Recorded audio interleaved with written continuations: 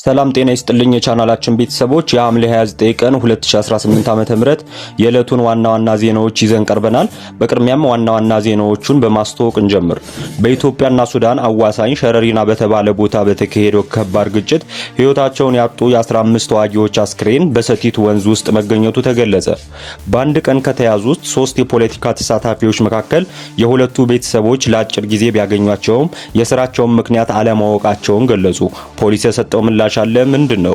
በተጨማሪም ኢትዮጵያን ሊፈታተኑ የሚሞክሩ ኃይሎችን ድባቅ የሚመታ አየር ኃይል ተገንብቷል ሲሉ ሌተናል ጀነራል ይልማ መርዳሳ ተናግረዋል። ስለ ጉዳዩ ዝርዝር መረጃ አለን።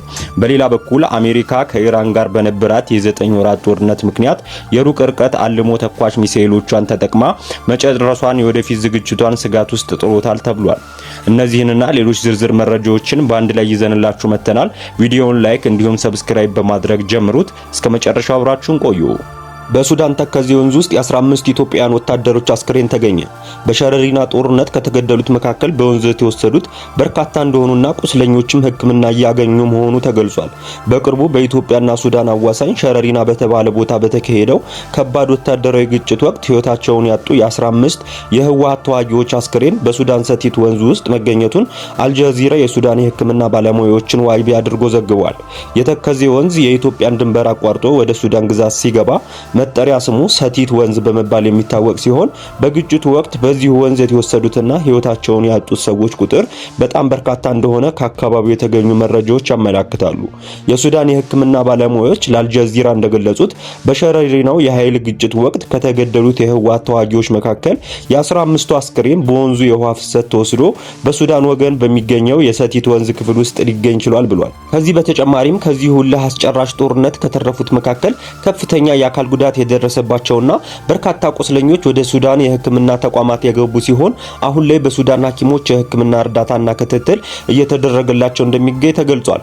በአካባቢው የተካሄደው ከባድ ውጊያና በወንዙ በኩል የተገኙት አስክሬኖች በድንበር አካባቢው የነበረውን የግጭት መጠንና የደረሰውን የሰው ሕይወት ጉዳት ስፋት የሚያሳዩ እንደሆኑ ተጠቅሷል።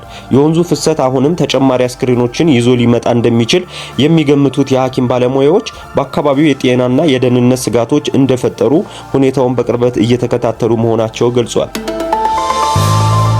በአንድ ቀን ከታሰሩ 3 ፖለቲከኞች የሁለቱ ቤተሰቦች ለአጭር ጊዜ ቢያገኟቸውም የታሰሩበትን ጉዳይ በግልጽ እንዳላወቁ ተናገሩ። የእስሩን ምክንያት የተጠየቀው ፖሊስ ምርመራና የሚመለከተው ማጣራት ይጠይቃል ሲል አሳውቋል። መምህርና ፖለቲከኛ አቶ አበባ አካሉ፣ የህግ ባለሙያና ፖለቲከኛ አቶ አበራ ንጉስ እንዲሁም ፖለቲከኛ አቶ ይሳቅ ወልዳይ በቀናት ልዩነት በፖሊስ ተወስደው መታሰራቸውን ቤተሰቦቻቸው ማሳወቃቸው ይታወሳል። አንድ የፖለቲከኛ አበባ አካሉ ቤተሰብ በሰጡት ቃል ራቸውን በተመለከተ ብዙ የሚያውቁት ነገር እንደሌለ ገልጸው ከታሰሩበት ቦታ አሁን ነው ጠይቀን የተመለስነው ሲሉ ትላንት ከሰዓት አሳውቀዋል። ፖለቲከኛው የታሰሩበት ሜክሲኮ ኬኬር ህንጻ ስር ያለው ምርመራ ቢሮ ነውም ብለዋል። ትላንት ነው የተወሰዱት። ማታ ወደ ቤት አልገባም ያሉት እኚሁ አካል በምን ሁኔታ ላይ እንዳለ በፖሊስ እንደተወሰዱ አናውቅም ብለዋል። ብዙም መረጃው የለንም፣ ተጨማሪ መረጃ እኛም አላገኘንም ሲሉም አሳውቀዋል። ፖለቲከኛ አቶ አበበን ዛሬ ምርመራ ክፍል እንዳገኟቸው ገልጸው ለማውራት ብዙ ጊዜ አልነበረንም ብለዋል። መታሰሩን ያወቅነው ተደውሎ ተነግሮን ነው። አበበ ለቤተሰብ ደውሉ ብሎ አንድ ሰው ደውሎ አሳወቀን። እኛም ሰዎች ጋር ስንደዋወል ነው ያመሸነው ብለዋል። የህግ ባለሙያ አቶ አበራ ንጉስ የቅርብ ቤተሰብ የሆኑት ደግሞ ባለሙያው በምን ምክንያት እንደታሰረ አላወቅንም፣ ትላንት ጠዋት 1 ሰዓት ገደማ ነው ቤቱ መጥተው የወሰዱት ሲሉ አሳውቀዋል። አቶ አበራ የሚገኙት ፌደራል ፖሊስ መሆኑን ተናግረው ዛሬ አግኝተነዋል ግን ምንም ያወራነው ነገር የለም ያሉ ሲሆን ታሳሪው ከዚህ በፊት ማስጠንቀቂያ ደርሷቸው እንደሆነና እንዳልሆነም የማውቀው ነገር የለም ብለዋል። እኛ ደህና ነን እግዚአብሔር ይመስገን፣ የእርሱ ሁኔታ ነው የሚያስጨንቀን እንጂ የታሰረበት ምክንያት እንዲጣራ ፈልጋለሁ፣ በምን ምክንያት እንደታሰረ እኔም አላወቅኩም ያሉት የአቶ አበራ ቤተሰብ አቶ አበራ የ2 ልጆች አባት ነው፣ ቤተሰቡ እርሱ በሚያመጣው ገቢ ነው የሚተዳደረው ሲሉ ገልጸዋል።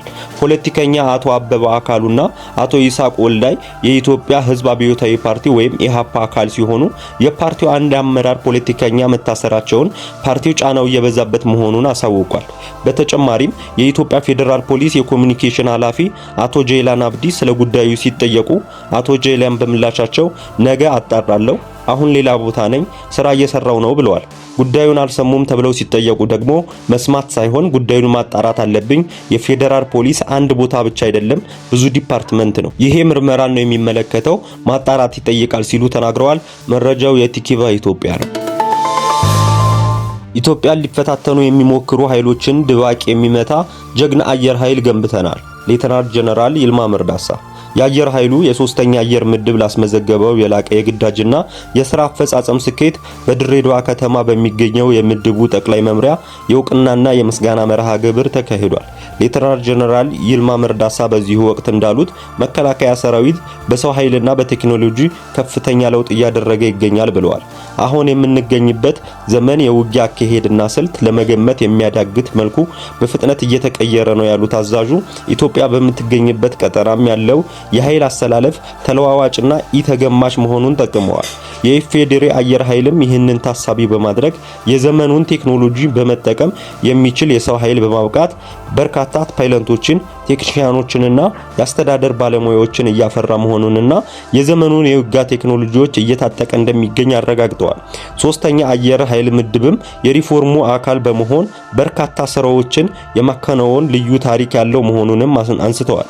ምድቡ ኮሎኔል በዛብህ ጴጥሮስና ኮሎኔል ባጫ ሁንዴን የመሳሰሉት በርካታ ጀነራሎችን ያፈራ መሆኑን አስተውሰው አሁንም ያንን የጀግንነት ታሪክ እያደሰ በርካታ ተተኪ ወጣት በራሪዎችን በአጭር ጊዜ በጥራትና በብዛት እያፈራ ነው ብለዋል። የሚለወጠውን የውጊያ አውድና የኃይል አስተላለፍ በመገንዘብ አመራሩና ሰራዊቱ ራሱን ከጊዜው ጋር ማዘመን እንዳለበት አስገንዝበዋል።